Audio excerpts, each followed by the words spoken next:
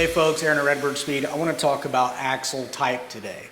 So you can see this is a C-clip axle. You can see the groove on the end.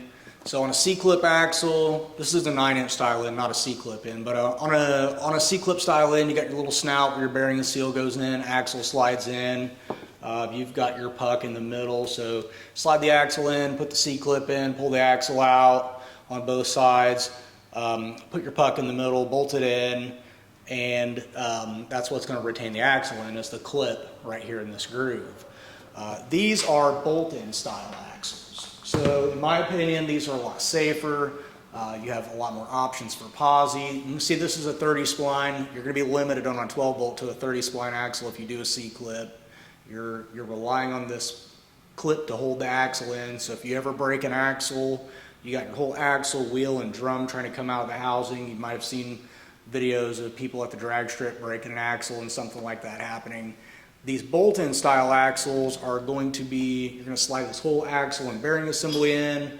You're going to have something like either a retainer plate or a disc brake bracket holding it in. So if you were to ever break an axle, you're going to have the rest of this is going to be retained in the housing. So much safer. These are 33 spline. We did a bigger posi. So like I said, this is only a 30 spline axle. So like this is a much better setup.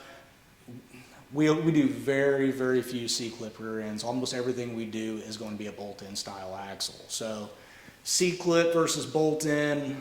Bolt-in's bigger, stronger, more options, safer. C-clip, that's why they have stuff like C-clip eliminator blocks and 9-inch style ends and other options so you can get away from the C-clip.